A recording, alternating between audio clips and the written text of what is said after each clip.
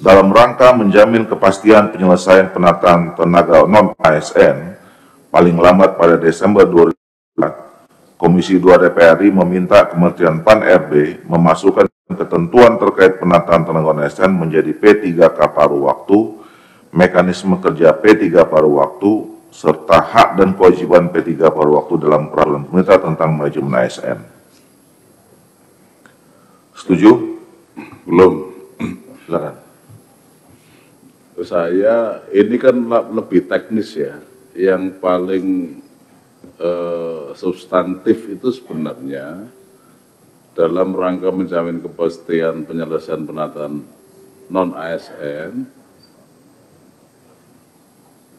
Menpan-RB segera menyelesaikan peraturan pemerintah yang memuat roadmap penyelesaian sampai Desember 2020.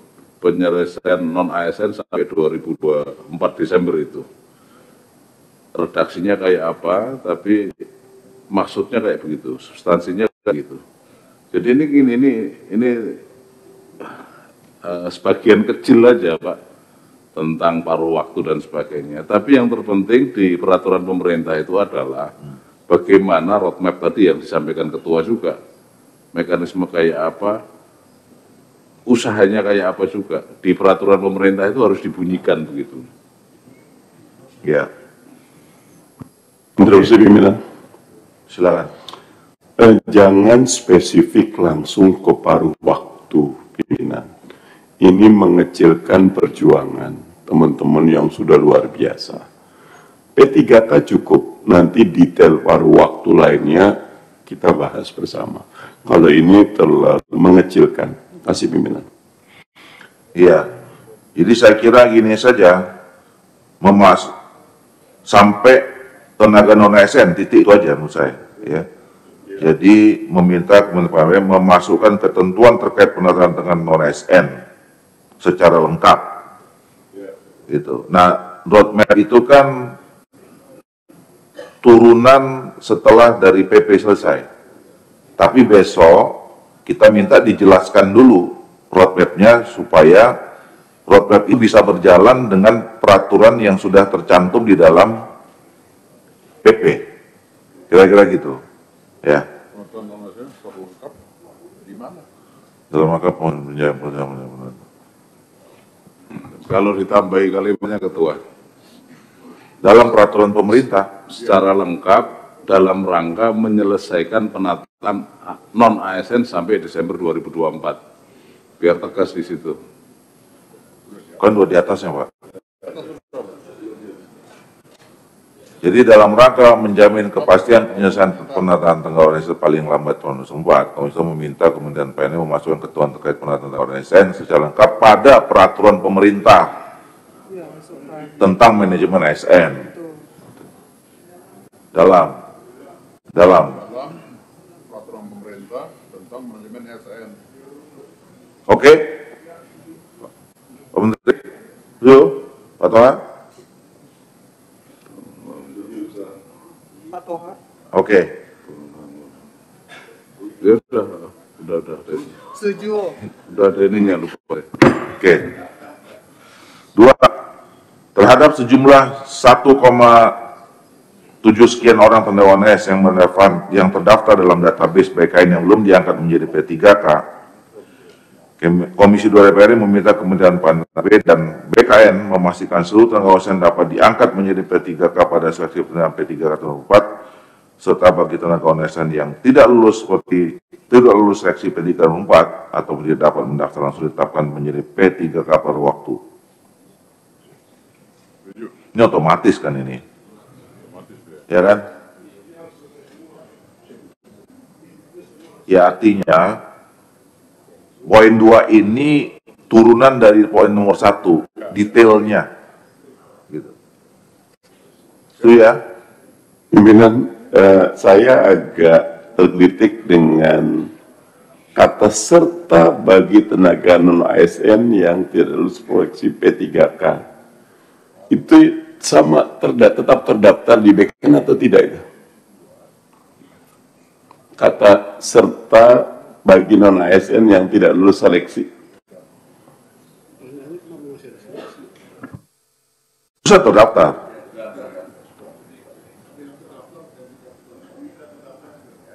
Aja jelasin pertanyaannya Pak.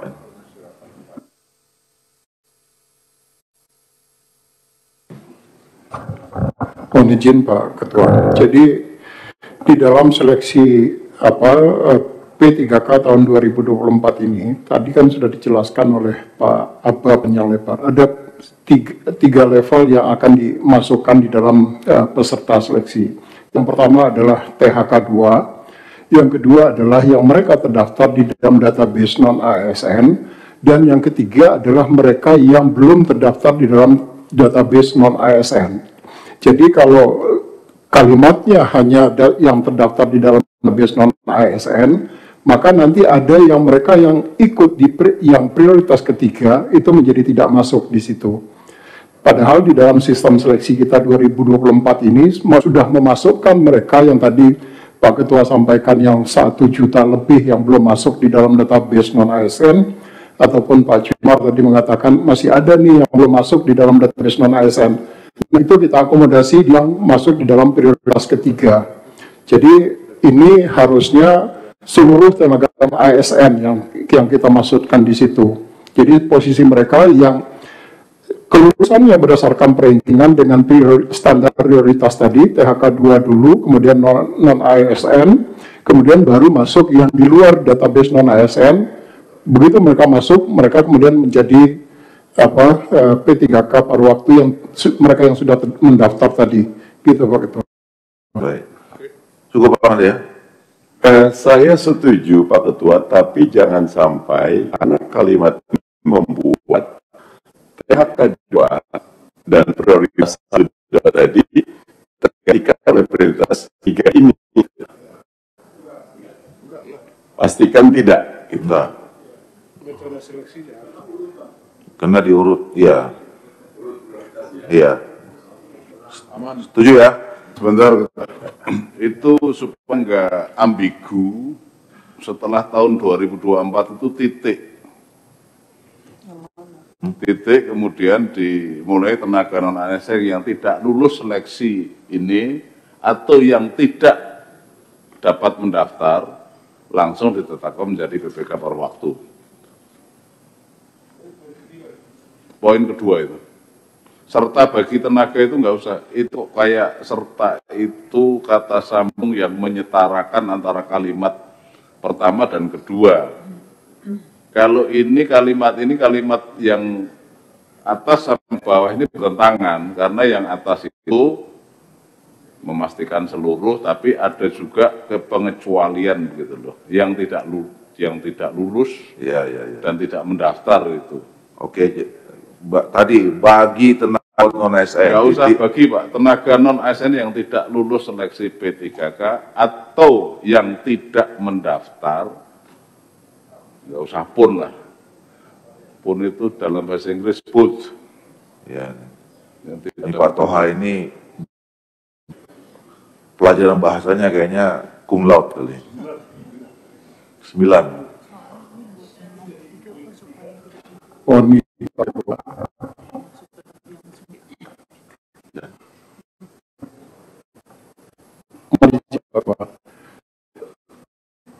Oh silakan. Ya. Terkait dengan kalimat yang terakhir, ini kan dari awal kita menyepakati bahwa mereka yang akan diangkat menjadi P3K itu harus melalui proses seleksi. Artinya apa? Mereka wajib untuk mendaftar. Jadi kalau mereka kemudian tidak mendaftar, kemudian diangkat, kan menjadi nggak konsisten kita dengan ini. Jadi yang dimaksud tadi tenaga non-ASN itu adalah yang tidak terdaftar, tetapi mereka wajib untuk mendaftar. Selagi mereka mendaftar dan mereka ikut ujian, maka mereka kemudian bisa diangkat menjadi P3K paruh waktu. Yang kalau mereka tidak mendaftar kan tidak bisa kita angkat, Pak Ketua. Terus jadi gimana? Jadi di kalimat yang terakhir itu mestinya tidak ada, Pak Ketua. Jadi yang tidak mendaftar itu ya kemudian bisa diangkat, kan nggak mungkin bisa dilakukan. Jadi tenaga non-ASN yang tidak lulus seleksi P3K 4 langsung ditetapkan menjadi P3K paruh waktu. Ketua. Betul. Ya kan? Ya. Masalahnya di beberapa daerah, sebagaimana disampaikan Pak Menteri tadi, disuruh buka formasi tapi nggak buka formasi. Maka apa itu kompetensinya yang sesuai dengan ininya ijazah ini nggak ada lowongan bagi dia. Padahal dia sudah honorer lama banget, mungkin sudah puluhan tahun, tapi nggak ada formasi gitu loh. Ini yang mungkin yang dimaksud dengan tidak bisa mendaftar itu.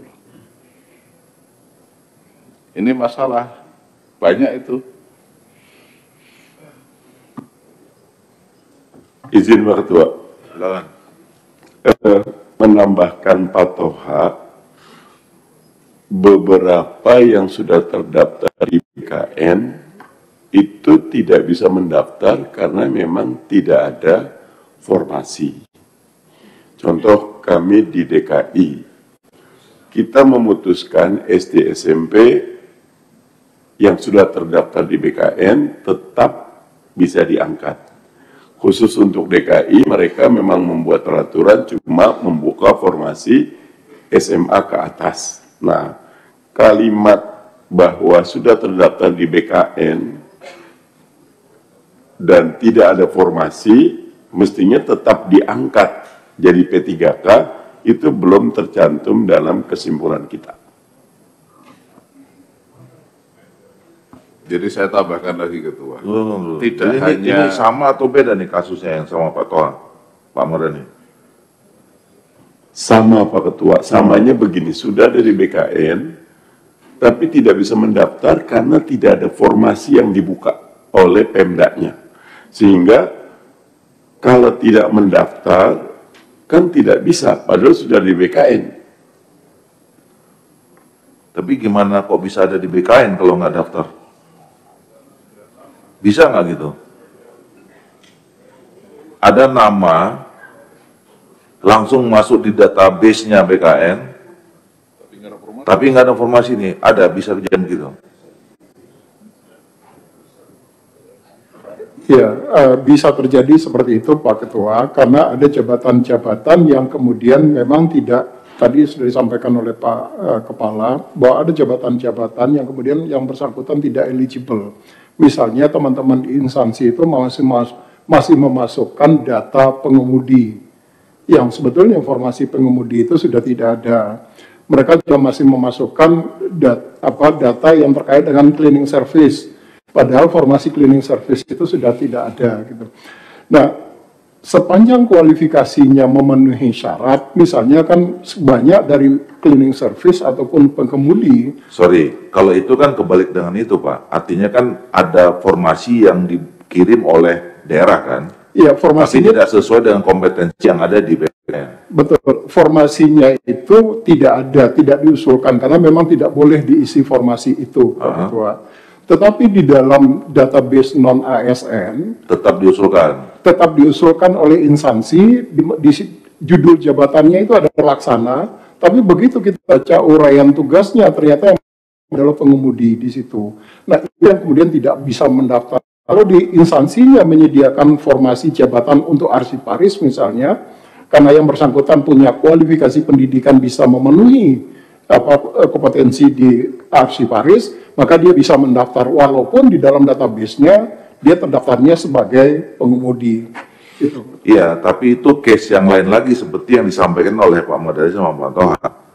Ya, yang disampaikan Bapak-bapak ini kan adalah mereka daftar, ya, bukan daftar, namanya ada di database, ya, tapi tidak diusulkan oleh daerah karena memang daerah tidak buka formasi. Ada begitu? Ada. Terus mereka masuk database dari mana?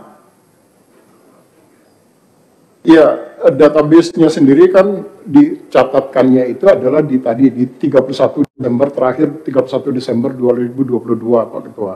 Ya, langsung berarti mereka masuk. Iya, mereka Ke BKN. memasukkan, iya, Tanpa ada instansi terkait. enggak dari instansi Pak Ketua. Jadi instansi itu mengusulkan nama-nama yang memang menjadi tenaga honorer di instansinya mereka. Batas waktunya itu adalah di 31 Desember 2022. Oke. Tetapi formasi 2024 ini itu kan diusulkan baru sekarang Pak Ketua. Jadi ada lag waktu di situ Pak Ketua. Mohon izin. Ya.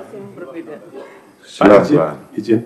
Izin Pak Ketua. Jadi sebetulnya kan usulan mereka itu terbentur anggaran. Nah oleh sebab itu dari Kemenkan kita itu memberikan ruang yang di luar itu dia boleh mendaftar. Dan jabatan pelaksana itu khusus tenaga honorer. Itu yang SD itu boleh. SD, SMP itu kita bolehkan Pak, karena banyak dari mereka yang SD, SMP. Tapi itu khusus untuk honorer ini. Jadi ketika ada jabatan pelaksana tadi sampaikan Pak Harmen dia pengemudi, dia jabatan pelaksana aja penata apa, dia daftarnya ke situ.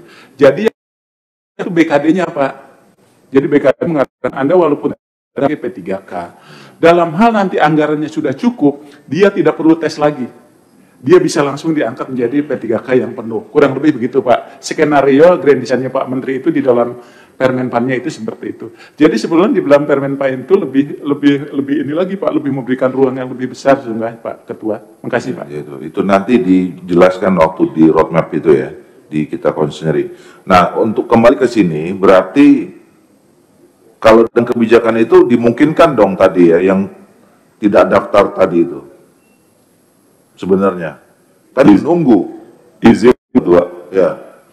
saya izin norma nomor 3 bagi honorer yang terdaftar di BKN dan tidak diajukan formasi tetap bisa diangkat menjadi honorer paruh waktu.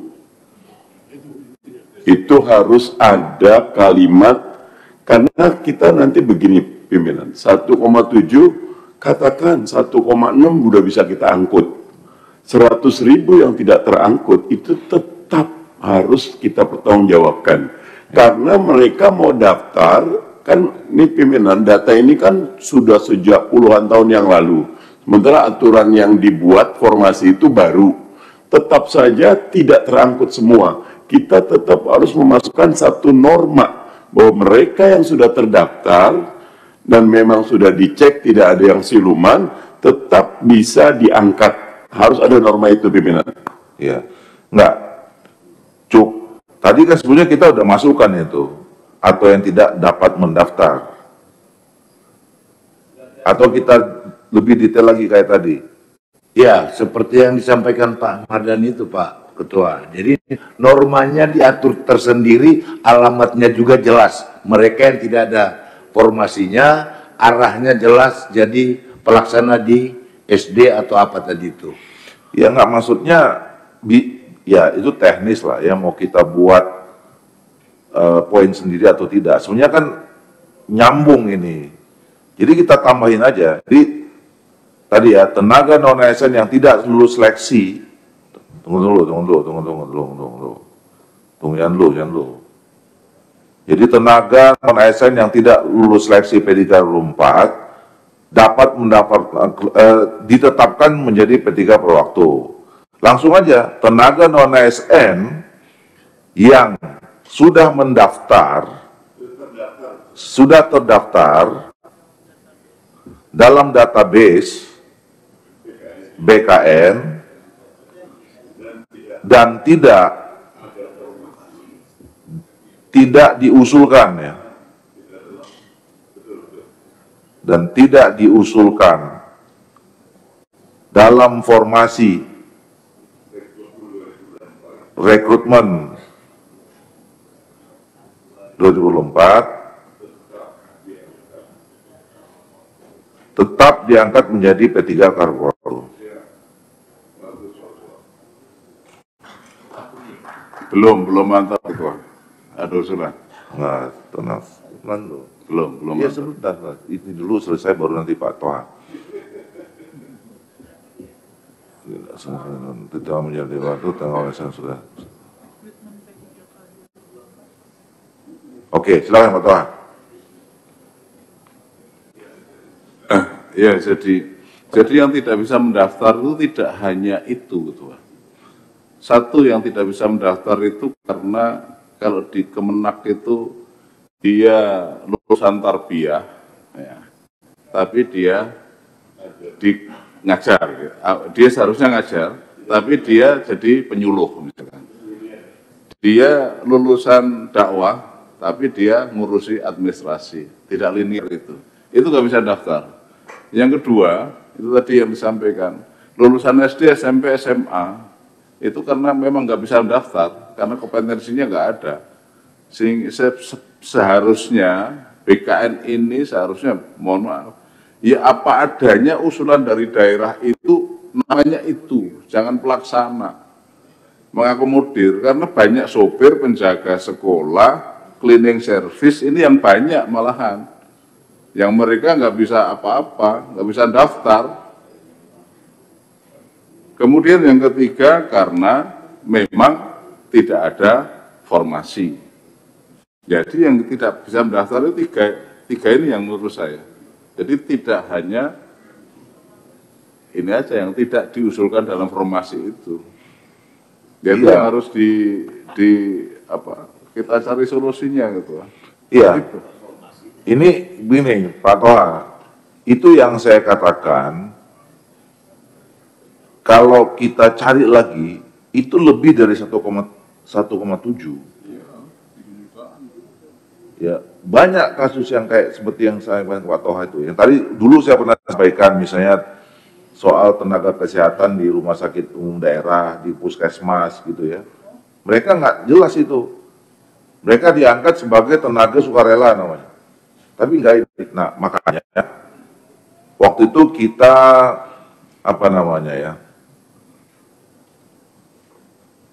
mengikhlaskan lah, ya, karena yang 1,7 juta ini udah jalan, ini kita selesaikan dulu yang ini, gitu. Tapi apakah ini menyelesaikan masalah manajemen ASN? Belum. Jadi masih banyak lagi. Jadi gini, keadilannya itu nggak ada, karena begini. Yang cleaning service lulusan SMA, ya, kemudian yang sopir itu 30 tahun gitu. Tapi yang sesuai dengan formasinya itu baru 5 tahun, itu yang diangkat, itu yang lolos. Yang 30 tahun itu nggak ada. Bahkan kalau menurut itu bilang, ini yang nggak adil menurut saya, karena dia benar-benar honorer sudah 30 tahun. Iya, masalahnya itu. Benar. Artinya gitu. Nanti didasarkan pada lamanya mengabdi aja. Iya, maksudnya begini. Yang kasus-kasus kayak gitu sekarang belum tentu masuk yang 1,7. Nah, apa yang disampaikan Pak Toha itu sudah masuk kesimpulan kita yang dulu bahwa ini baru tahap pertama kita nyelesain 1,7 ini.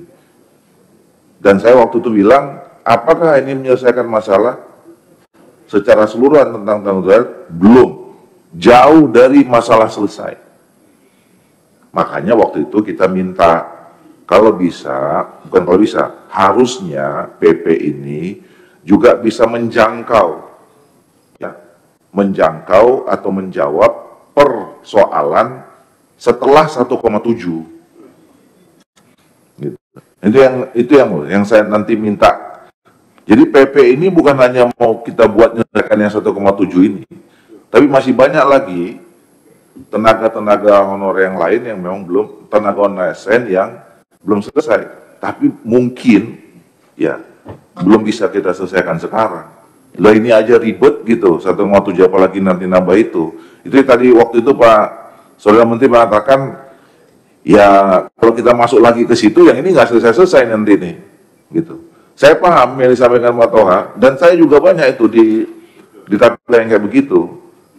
Kita cuma bisa bilang, ya bersabar. Jaminannya apa? Jaminannya tuh PP ini. Gitu. Jaminannya PP ini harus bisa menjangkau nanti urusan mereka bisa selesai pada periode setelah 1,7 selesai. Gitu. Nah, untuk yang 1,7 menurut saya ini yang bisa, kesimpulan yang bisa ambil secara maksimal. Izin Ketua, sedikit. Ya.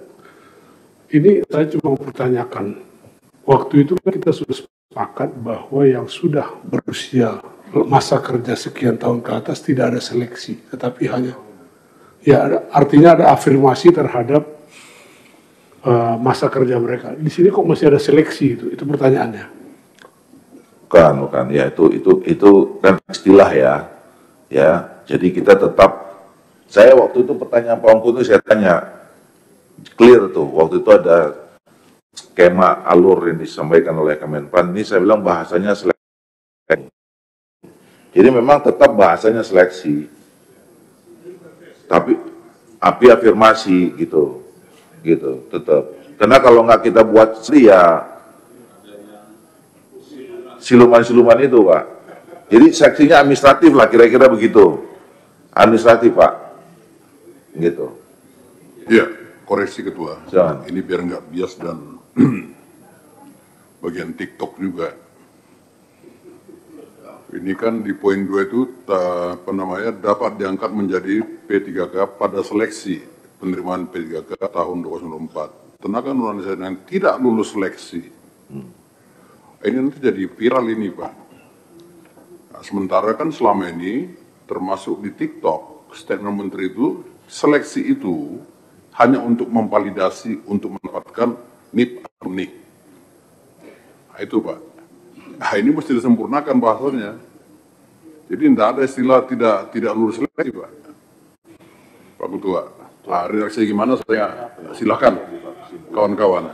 Ya, jadi, Boleh izin ya, Pak, makasih. masukan Pak Pimpinan. Silakan. Jadi izin Pak Pimpinan, barangkali yang ini kita bagi dua aja. Jadi yang pertama, titik 2, yang poin pertama bahwa bagi tenaga non-ASN yang mendaftar sesuai formasinya, maka dia dapat jadi P3K. Poin keduanya, bagi mereka yang tidak terdapat formasi, jadi kita nggak bicara seleksi, Pak. Yang tidak terdapat formasi, maka akan diangkat menjadi P3K paruh waktu. Oke. Jadi bahasanya mungkin itu. Izin Pak Ketua. Ya. Jadi yang pertama, memastikan seluruh tenaga ASN dapat diangkat menjadi K pada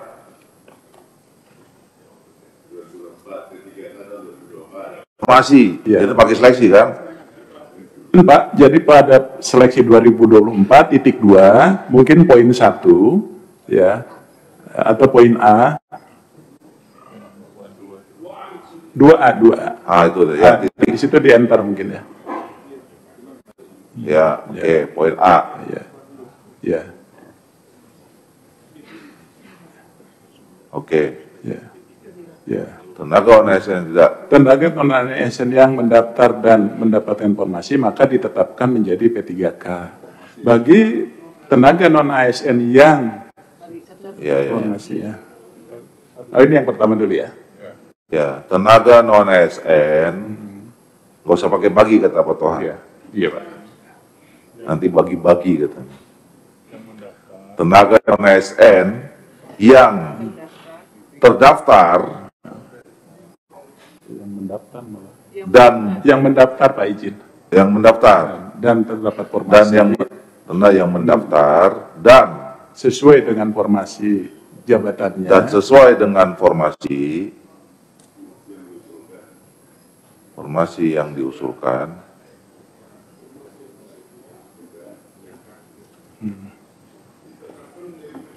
Boleh Pak, ditetapkan.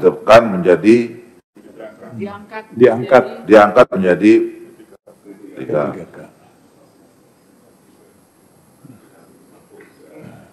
Terus yang B-nya Sampai situ saya sela dulu Ketua. Ini jadi permasalahan nanti. iya. Jadi Saya yang sela keduanya tidak ada formasi Pak, jadi paruh waktu. Itu aja Pak, di copy yang atas.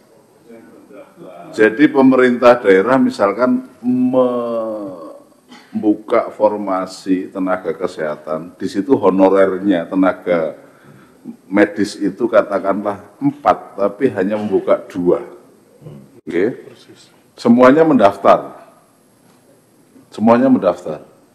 Nanti kan hasilnya yang lolos pasti 2, tidak 4. Kalau kalimat ini dibunyikan begini, saya sudah daftar kok, nggak diangkat. Padahal formasinya 2. Ini mendaftar loh. Ini yang dianggap mendaftar tapi tidak sesuai dengan formasi, Pak. Maka nanti poin keduanya kita masukkan bagi yang mendaftar tapi tidak sesuai dengan formasi, maka kemudian gini gitu loh Pak. Gini Ketua. Jadi ada formasi dokter 4 gitu. Betul. Oke, ya. kemudian yang daftar 6 katakanlah gitu. Iya. Yang daftar 6. Berarti kan yang lolos 4 kan? Iya. Yang lolos 4 kan? Iya. Karena yang daftar formasinya hanya 4. Betul. Padahal yang daftar 6. Iya. Maka yang 2 akan tanya, ini kan tenaga non ASN yang mendaftar dan sesuai formasi. Iya. Saya sudah mendaftar dan sesuai formasi. Iya. Kok saya nggak diangkat?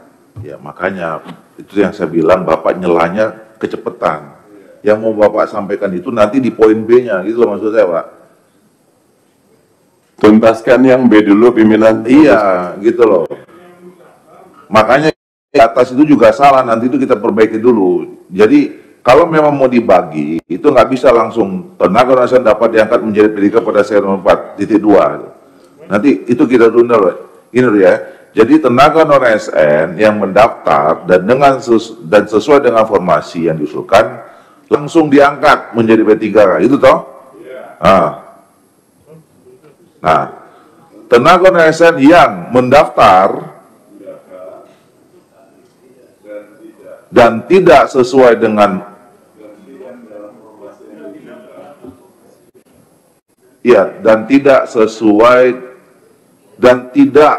Bukan tidak sesuai, enggak, dan tidak dalam formasi yang diusulkan. Ya, tidak dalam formasi yang diusulkan,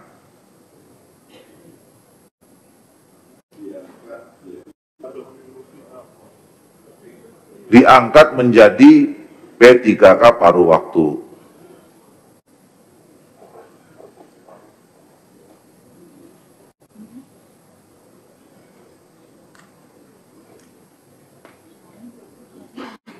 Izin Ketua, itu kelihatannya masih membingungkan juga karena formasi yang diusulkan seperti kata Pak Toha, dia formasinya diusulkan.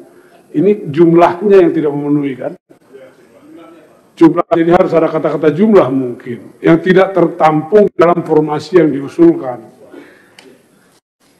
Karena jumlahnya kan tadi 4, tetapi yang diterima cuma 2. Nah, pertanyaan berikut adalah yang diterima cuma 2 ini harus jelas juga bagaimana menseleksi mereka. Kan afirmasi dari waktu masa kerja tadi itu supaya mereka jelas.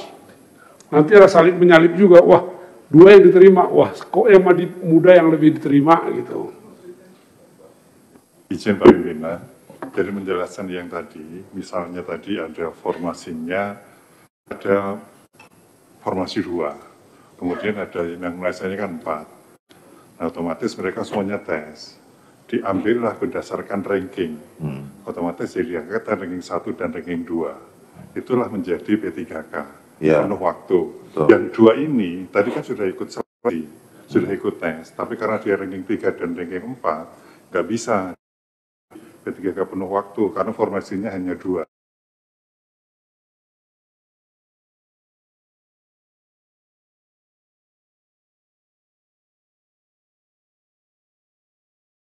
Sudah masuk di A dan B.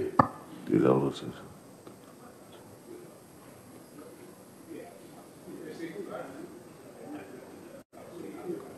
Jadi tenaga non ASN yang mendaftar dan tidak dalam usulan formasi, ya, tidak terdapat dalam usulan formasi, tidak terdapat dalam usulan formasi, maka diangkat menjadi P3K paruh waktu. Ya toh? Nah, nanti jumlah ya, Apa? yang dimaknai tidak terdapat itu jumlah ya. Tadi disampaikan oleh Pak Onggo tadi, jumlahnya. Formasinya ada, hanya jumlahnya tidak sebanyak mereka yang ada di dalam tenaga non-ASN itu.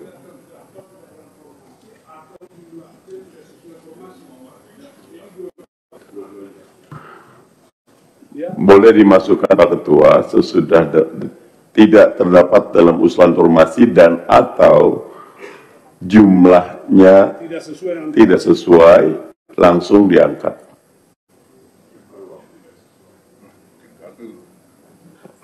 Maksudnya jumlah tidak sesuai dengan apa nih?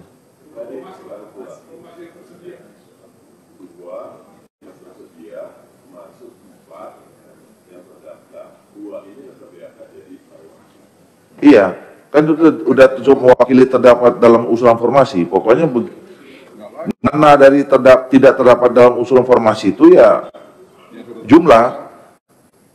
Jadi izin Pak Pimpinan, jadi kalau kita bicara formasi itu pasti bicara jumlah Pak. Iya. Pasti bicara jumlah Pak. Formasi itu kan susunan jumlah pegawai bla bla bla. Itu definisinya kurang lebih begitu Pak. Oke. Nah, masuk. C-nya hapus. Ya kan, C-nya hapus ya. Nah, tinggal di atasnya perbaiki itu.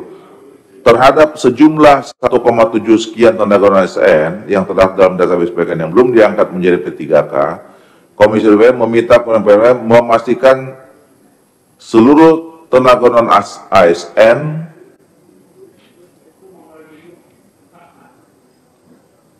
diangkat menjadi P3K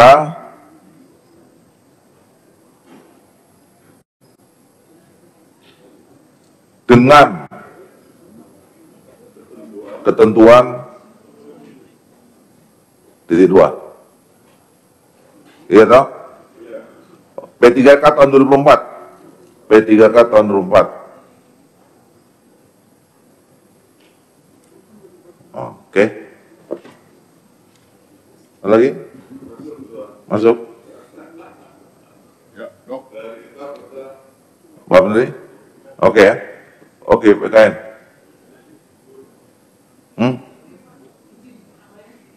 Yang meminta Kementerian PAN-RB itu kan sebetulnya berbicaranya kebijakan Pak. Jadi Komisi 2 DPR ini meminta Kementerian RB menyiapkan kebijakan terkait pengangkatan P3K dan BKN memastikan seluruhnya gitu Bapak, tambah.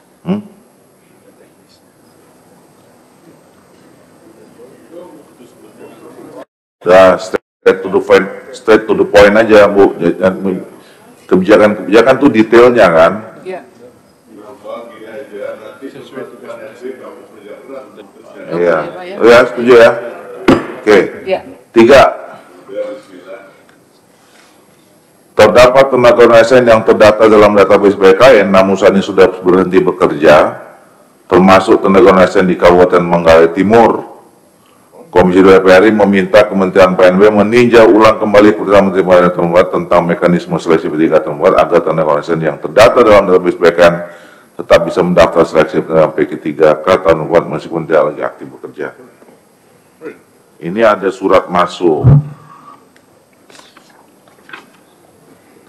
Terdapat tenaga ASN yang terdaftar dalam database BKN namanya sudah berhenti bekerja, termasuk tenaga ASN. Daftar di database, terus daftar seleksi tidak memenuhi persyaratan gitu Pak. Persyaratannya salah satunya bekerja aktif gitu, kan dia udah diberhentikan. Iya. Kan karena yang tadi Pak yang Kenapa? Karena apa? itu kan Pemkabnya Stres, karena apa?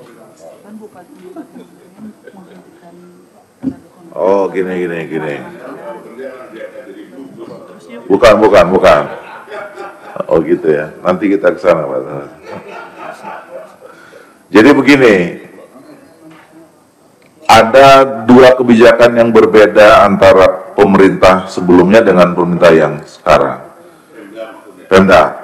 Jadi pada saat pemerintah sebelumnya, karena ada penghematan anggaran, mereka diberhentikan. Mereka diberhentikan tanpa ada alasan. Nah, apa? Tapi sudah terdaftar di database. Gitu loh. Nah, kemudian akhirnya ikut seleksi, lulus, tapi tidak diterima karena memang pernah diberhentikan. Gimana? Coba kamu jelasin deh, Kamu dulu aja kayak pimpinan dulu. Izin Ketua, sedikit aja menimpali itu juga. Case seperti ini banyak terjadi di kota. Betul, Tidak saja di situ, Manggarai Timur. Banyak di tempat saya. Betul. Saya di Solok Selatan lama kayak gini. Ya, termasuk kan nona di kawan, ya itu kan itu termasuk contoh aja contoh. Jadi nanti nggak usah disebutin di Manggarai Timur. Soalnya yang masuk suratnya yang Manggarai Timur, Pak. Oke, suratnya itu. Yang nggak pakai surat pun jadi aspirasi kita. Lah iya makanya nanti kita di seluruh Indonesia lah itulah. Gimana? Jelasin.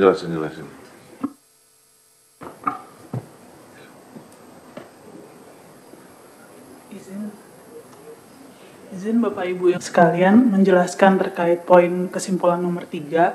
Itu ada beberapa tenaga honorer di Kabupaten Manggarai Timur yang diberhentikan oleh bupatinya pada sejak Januari tahun 2023. Padahal 860 tenaga honorer itu sudah terdata di database BKN.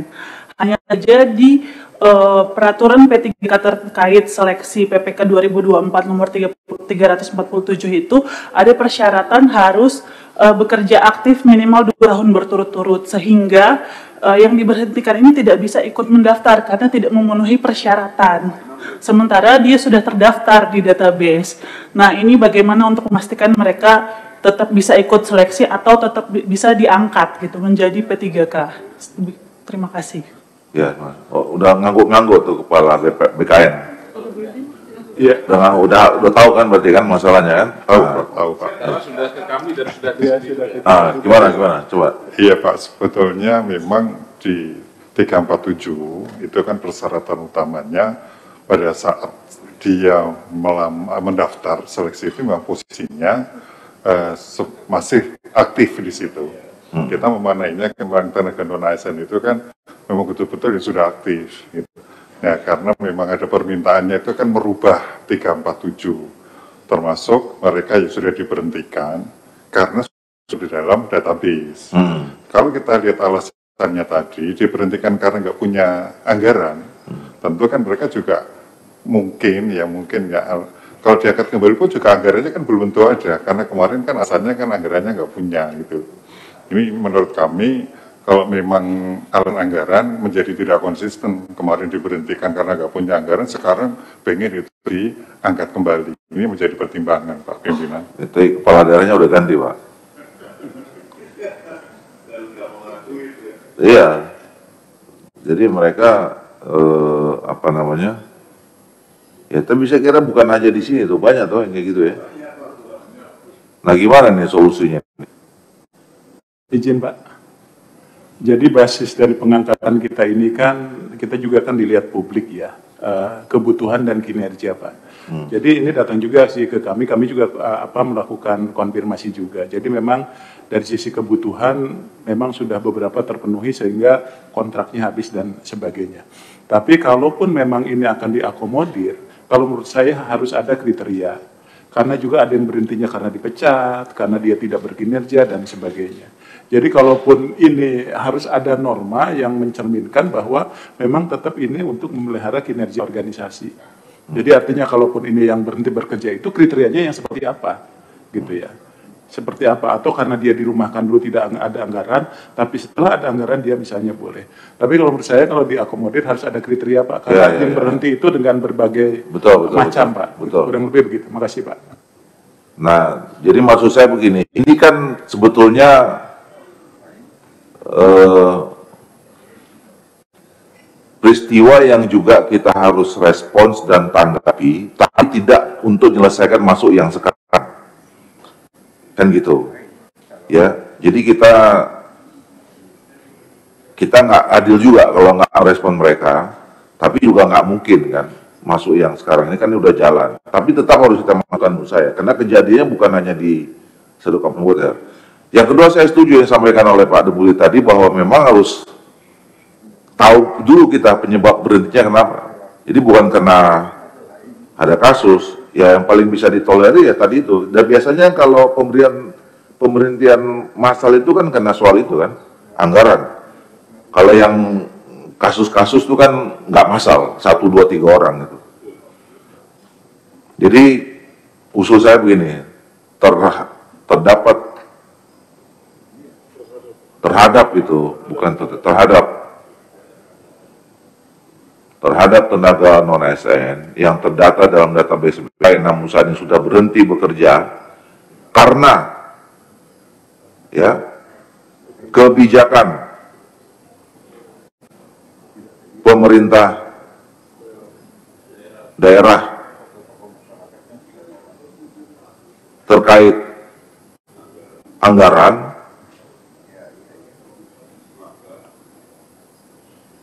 Nah, itu hilang ini tuh, termasuk Kabupaten Manggarainya tuh.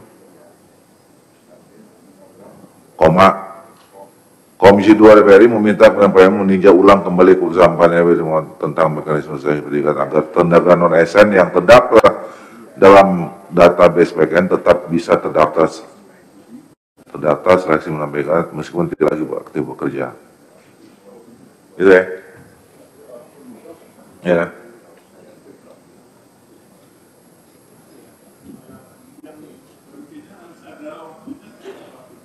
Maksudnya? Jangan sampai kan yang sudah berhenti 10 tahun ke belakang. Oh iya, berapa lama? Mungkin apa 2 tahun terakhir atau apa gitu.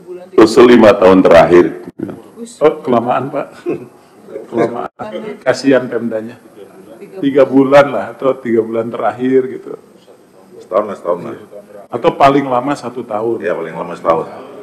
Yang terkait anggaran dalam 1 tahun terakhir, ya kan? Oke.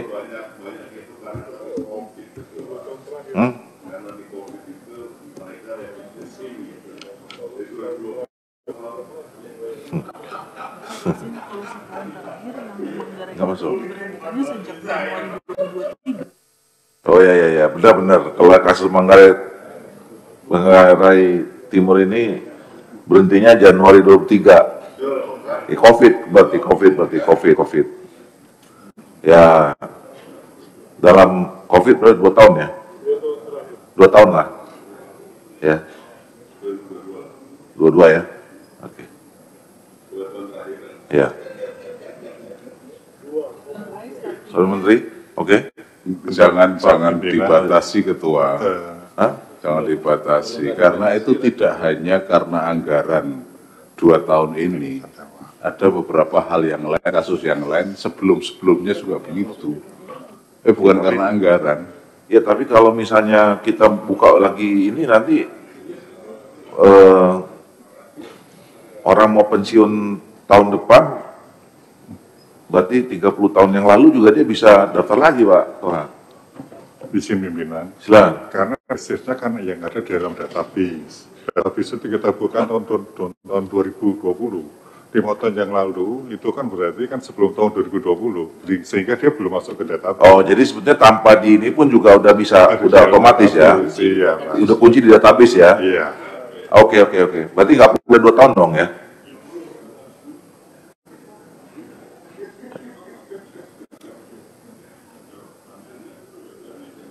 Tapi udah 2 tahun aja nggak apa-apa. Ya. Oke. Benar, pimpinan.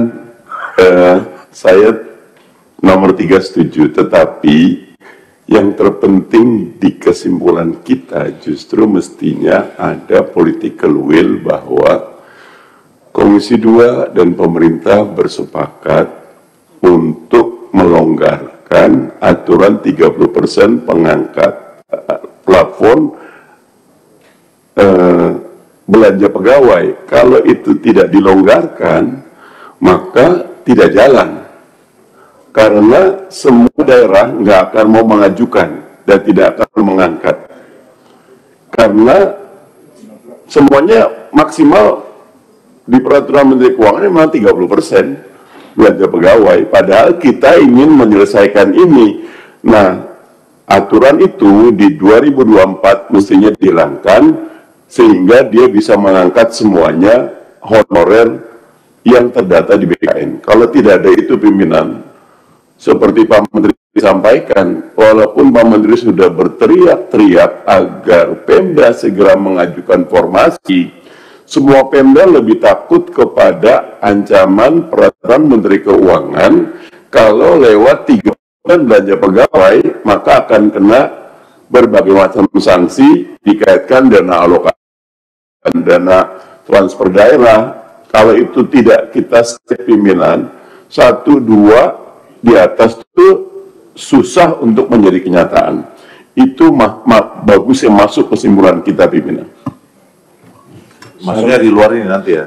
Ya, saran pimpinan, saran dikit aja yang disampaikan oleh Pak Mardhani itu bagus sekali, tapi tidak kita letakkan bagian terakhir, saran saya. Ya, nanti. Terlepas dari 3, 4 segala macam. Oke. Terakhir 5 atau apa? Ya. Oke, lanjut. 2. Poin 4. Sebagai upaya memudahkan penyelenggaraan dan pelayanan manajemen ASN, serta penguatan pengawasan sistem merit, Komisi DPR meminta Kementerian PRB konsisten melaksanakan digitalisasi manajemen ASN secara nasional paling lama 1 tahun terhitung sejak Undang ASN diundangkan sebagaimana amanat 63 Undang-Undang Nomor 23 Tahun saya.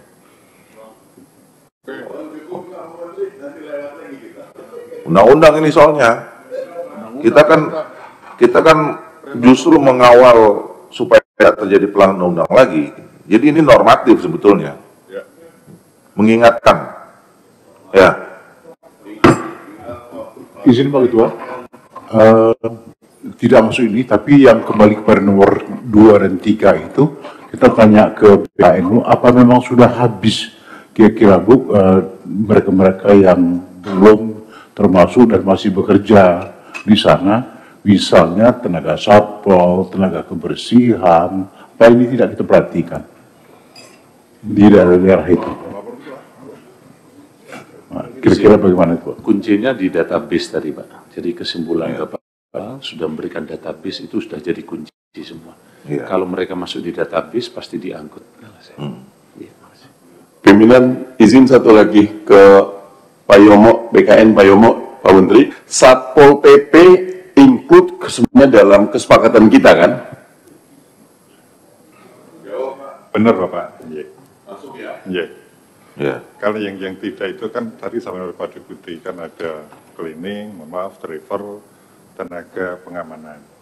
Satpol PP itu kita amani bukan tenaga pengamanan, itu kan satpam gitu. Iya, dia kan jadi namanya kan disesuaikan kan, disesuaikan. Jadi tidak lagi Satpol PP namanya. Jadi nomenklaturnya apa tadi? Yang keras Pak Yomo, nomenklaturnya apa ya untuk Satpol PP? Mereka tuh harusnya ASN loh di undang-undang yang lalu. Sekarang kalau nggak jelas dosa kita. Ini Pak, Satuan Polisi Pamong Praja. Ya, jadi di undang-undang itu sebetulnya kan Satpol PP itu harus diisi PNS. Tapi karena memang tidak boleh PDKK, kemarin Bapak menyampaikan namanya yang kita rubah supaya tidak melanggar undang-undang. Dan di database kita memang sudah ada sebanyak 55.600 itu namanya macam-macam, Pak. tenaga terantip, Satuan Polisi Pamong Praja, kemudian satu itu apa? Oke. Baik. Mumpung masih di situ saya tanya, Pak. Jadi sopir cleaning service apa itu di situ? Formasinya apa? Bunyinya? Tenaga pelaksana atau apa? Ini Pak, salah satunya penata operasional gitu. Jadi tenaga operasional. Jadi begitu mereka mendaftar ke situ, Pak, karena sudah sopir, dia mau mendaftar juga, sebagai tenaga operasional, nggak diterima, Pak. Di pendaftarannya sana loh, Pak. Kenapa? Saya mendaftarnya di situ, Pak. Anda kan sopir kok daftar ini gitu loh. Ya boleh, karena nomenklatur supir diganti penata operasional. Jadi kita memunculkan jabatan yang sifatnya generik, Pak. Masalahnya SK-nya dari dulu itu sopir, Pak. Itu disetarakan, Pak. SK-nya dari dulu sopir, kemudian daftar itu jadi tenaga pelaksana itu nggak bisa karena dia sopir SK-nya gitu. Iya. Itu masalah loh, Pak. Ini tergantung BKD-nya, Pak, sudah kita sosialisasikan juga. Kemarin kita juga baru Zoom ya dengan teman-teman BKD. Gitu, Pak. Karena kemarin kita ada konversi dari jabatan-jabatan yang bukan jabatan ASN ke jabatan ASN yang ditetapkan. Gitu, Pak. Supaya ngangkat juga, Pak, nomenklatur itu nggak terlalu jelek bagi teman-teman itu. Sosialisasinya yang harus lebih detail lagi, Pak, ke bawah itu. Ya. Oke. Penutup, kalau tadi usulannya Pak Mardhani sama Pak Samsudza mau masukin itu apa tadi? Sebelum yang 5. Izin Pak Ketua, Komisi 2 dan Komisi 2 dan Kementerian PAN-RB mengusulkan agar peraturan 30% maksimal belanja pegawai di tahun 2024 dihapuskan agar seluruh honorer dapat diangkat menjadi P3K. Izin Pak Ketua, ini ada Undang-Undang Nomor 1 2020 Pasal 146. Jadi ini undang-undang ini, 30%. Tidak mungkin kita jadi ubah Undang-Undang Nomor 1 2020 Pasal 146 yang mengadres di Undang-Undang HKPD 30%. Ini agak kendala kita ya. Usulnya apa Pak Menteri? Biar kita bisa menunaikan tugas mulia Desember 2024 semua diangkat P3K. Usulnya. Kalau mentok di undang-undang kita jadinya nanti macan ompong Pak Ketua. Ya inilah kemarin kami tadinya dengan peraturan Menteri Keuangan nggak bisa jalan. Ini harus merubah undang-undang ini. Tadinya kita akan tempuh dengan PMK. Dirjen Keuangan tidak berkenan. Kecuali dirubah di DPR khusus pasal 146 ini. Oh. Masih. Iya. Ya memang itu kemarin komplain kita. Undang-undang hubungan keuangan pusat daerah itu nggak melibatkan kita, ya. Termasuk soal pengawasan dana transfer daerah itu kan nggak ada.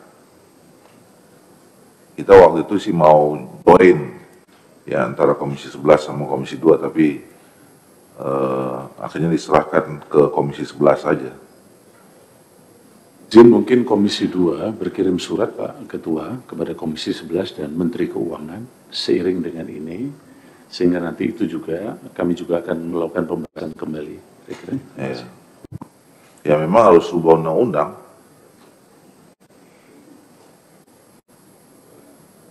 Kalau demikian saya usul pimpinan Komisi 2 DPR RI mengusulkan untuk melakukan revisi undang-undang tentang keuangan pusat daerah khususnya pasal berapa Pak Menteri? 146 hubungan keuangan pusat dan daerah khususnya pasal 146 agar peraturan minimal ini menjadi kesepakatan kita bersama. Pak Menteri nanti bekerja di eksekutif, kita bekerja di legislatif untuk segera mengajukan ini pimpinan. Oke. Minimal ada keputusan politik kita pimpinan cantolan yang kuat. Untuk melakukan revisi Undang-Undang Nomor 1 Tahun 2022 tentang hubungan keuangan pusat dan daerah khususnya pasal agar peraturan di Komisi maksimal belanja pegawai dapat dihapuskan agar seluruh tenaga dapat menjadi P3K. Itu ya. Oke. 6. Menindaklanjuti rapat kerja hari ini. Rapat kerja hari ini ya. Kok hari ini? Menilai rapat kerja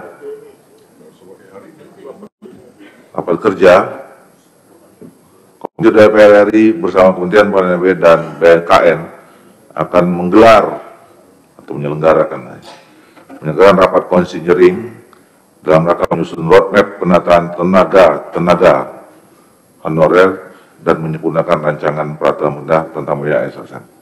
Nggak usah. Lanjutin, nggak usah kita langsung aja Komisi 2 DPR RI gitu aja. Langsung aja Komisi 2 DPR RI bersama Kementerian PAN-RB. Iya kan? Nggak usah lagi rapat kerjanya lanjutin, langsung aja Komisi 2. Ya, tapi boleh juga lah. Ya. Biar kelihatan. Oke. Baik, Bapak Ibu sekalian, pimpinan dan seluruh anggota Komisi 2 DPR RI, dengan kita sudah menyepakati 6 kesimpulan dalam rapat kerja kita ini, maka kita sudah bisa mengakhiri rapat kerja kita. Sebelum saya tutup, saya mengucapkan terima kasih kepada Saudara Menteri PAN RB beserta seluruh jajaran, pada kepala BKN dan seluruh jajaran, kemudian seluruh pimpinan dan RRI. Dengan mengucapkan alhamdulillah,